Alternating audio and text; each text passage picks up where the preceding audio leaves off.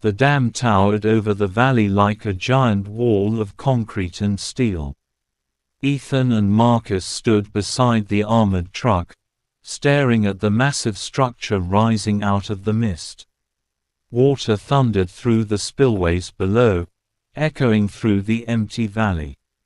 But the sound of rushing water wasn't the only noise. The dead were coming. Thousands of zombies were already moving through the abandoned parking lots and service roads around the dam. More were spilling out of the forest and crawling over the rusted guardrails along the highway. The explosion at Haven had drawn them here. Marcus checked the rifle slung across his chest. "Looks like the whole valley heard the fight," he muttered. Ethan scanned the dam with his binoculars. The control building sat near the center of the structure. If the engineer's plan was right, the turbines inside could be overloaded and the pressure inside the dam would rip the concrete apart. But reaching the control room wouldn't be easy. Zombies filled the lower platforms and maintenance roads leading into the structure. "We go through the turbine entrance," Ethan said finally. Marcus nodded. "That means going inside." The massive steel doors leading into the dam were half open, probably left that way during the first days of the outbreak. Inside waited darkness, and maybe hundreds of trapped infected. Marcus climbed back into the truck. "Then let's move before the rest of that horde catches up." The engine roared to life. Ethan climbed onto the roof turret again and gripped the machine gun. As the armored truck rolled toward the turbine entrance, dozens of zombies turned toward the noise. Then hundreds. The dead surged forward. Ethan pulled the trigger. The machine gun thundered across the valley as the truck smashed through the first wave of bodies and raced straight toward the open mouth of the dam. The moment the truck entered the dam, the world changed. Outside there had been wind, sunlight, and open space. Inside there was only darkness. The massive turbine chamber stretched hundreds of meters through the center of the structure. Rusted pipes ran along the walls and huge metal walkways crossed above roaring water channels far below. Emergency lights flickered weakly along the concrete ceiling. Marcus stopped the truck. The engine echoed through the chamber like thunder. "Too loud," he whispered. Ethan jumped down from the turret. The air inside smelled damp and cold. Somewhere deep inside the structure, metal creaked slowly. Then they heard it, a low growl. Marcus slowly turned his flashlight toward the far end of the chamber. Shapes began moving in the darkness. Dozens of zombies stumbled out from between the turbine generators. Many wore old maintenance uniforms. Others were little more than skeletons wrapped in torn clothing. They had been trapped here for years. And now they were awake. Marcus raised his rifle. "Quiet plan is over." The first shot echoed through the dam like a cannon blast. The infected rushed forward instantly. Ethan fired rapidly, dropping the first two zombies before they reached the truck. Marcus moved beside him, covering the other side of the chamber. The confined space made the gunfire deafening. Bodies collapsed across the wet concrete floor. But the noise had awakened more of them. From the stairwells, from the maintenance tunnels, from the dark hallways above the turbines. Hundreds of infected were now moving through the dam. Marcus grabbed Ethan's arm. "Control room is upstairs." They sprinted toward a metal staircase leading to the upper levels of the structure. Behind them the dead followed. The control room looked like something frozen in time. Dust covered the consoles and old computer monitors. Broken coffee mugs still sat on desks. Papers were scattered across the floor like no one had ever returned to clean them. Ethan quickly shut the metal door behind them and pushed a heavy cabinet against it. For a moment, there was silence. Then the pounding began. The zombies had reached the stairs. Marcus walked toward the main control panel in the center of the room. Old screens flickered weakly when he pressed the power switch. To their surprise, the backup generators still worked. Dim lights slowly came alive across the control boards. "Unbelievable," Marcus muttered. Ethan walked toward the huge window overlooking the turbines far below. Through the glass he could see water rushing through the massive metal structures. If the pressure was released suddenly, the entire dam could collapse. Marcus opened a maintenance manual lying on the desk. "The engineer was right," he said after a moment. "You can overload the turbines." "How long?" Ethan asked. Marcus checked the control switches. 10 minutes, maybe less before everything blows." Behind him the metal door shook again. The infected were pushing harder now. The cabinet slid a few centimeters across the floor. Ethan looked at Marcus. 10 minutes isn't much time." Marcus nodded. "Then we better start the countdown." He flipped the first switch. Somewhere deep inside the dam, a massive turbine began to scream. They reached the turbine chamber just as chaos erupted. One of the massive generators had exploded, tearing open a pipe the size of a truck.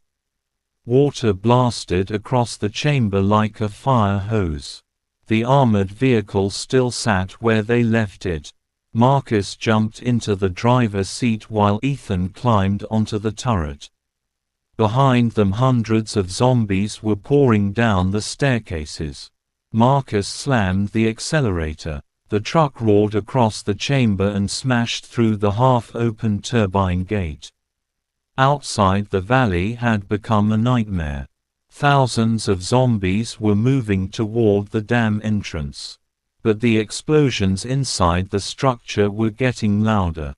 Concrete cracked. Metal screamed. Marcus drove straight through the horde. Ethan fired the machine gun in long bursts, clearing a path across the road. 2 minutes, Marcus shouted. The truck raced down the service road leading away from the dam. Then the world exploded. The first explosion sounded like thunder. The second sounded like the end of the world. Behind him the massive concrete wall of the dam began to crack apart. For a moment the structure held. Then the center collapsed. A gigantic wall of water burst through the broken dam and roared into the valley. It was like an ocean suddenly coming alive. The flood swallowed the road behind the truck in seconds. Thousands of zombies were swept away instantly. Cars, trees, and debris were ripped from the ground and dragged into the raging river. Marcus pushed the truck as fast as the engine would allow. The water chased them down the valley. Ethan looked back just as the entire dam collapsed into the flood. A massive wave of water rolled across the valley, destroying everything in its path. The zombie horde was gone. Washed away. For the first time since the siege began.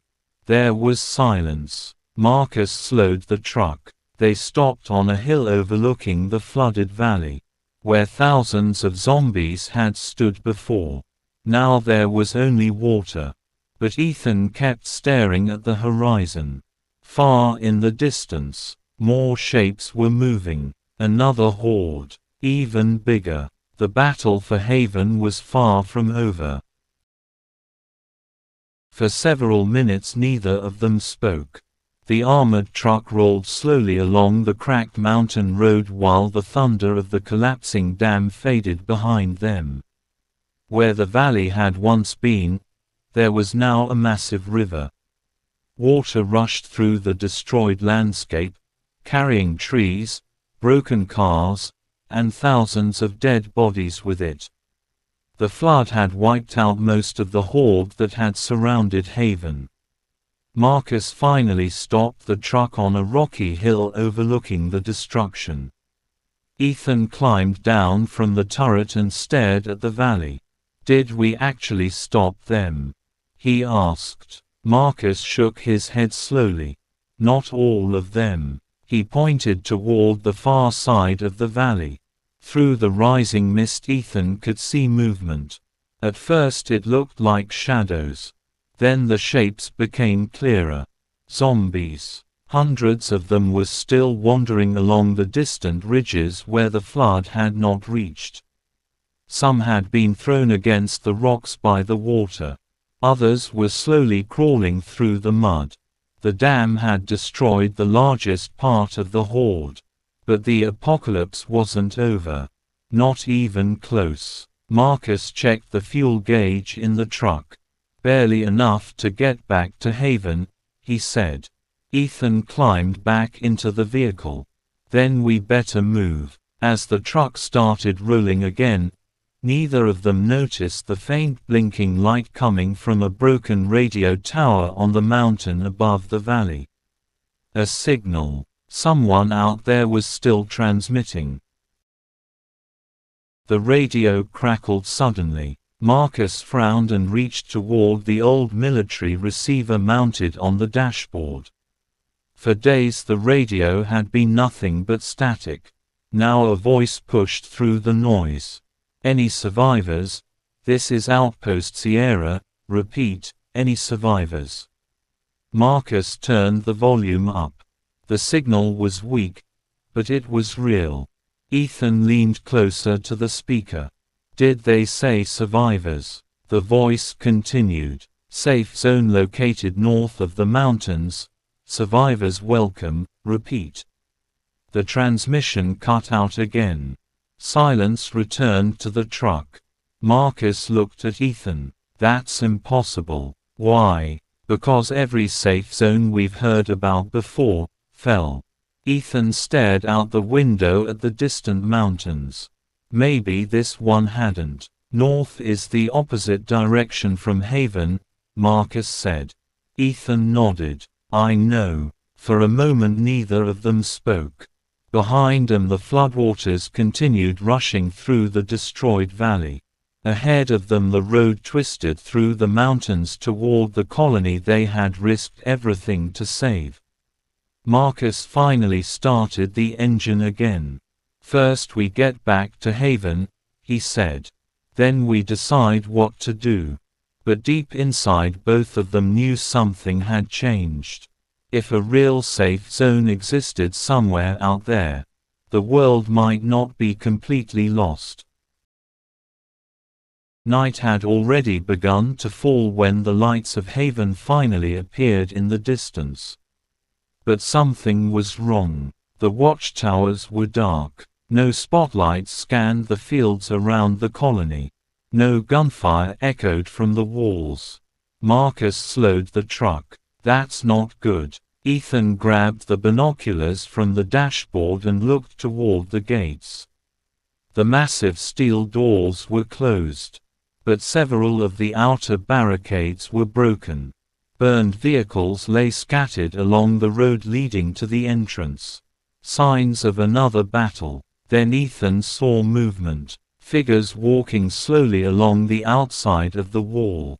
Zombies. But they weren't alone. Something else moved between them.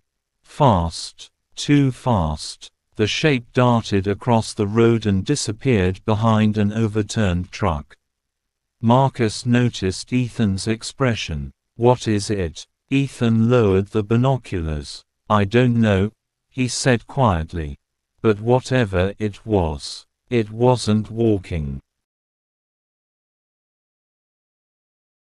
If you enjoyed this episode of the Zombie Apocalypse story, make sure to subscribe to the channel and turn on notifications. Because the next chapter is coming soon. And the survivors of Haven are about to face something even worse.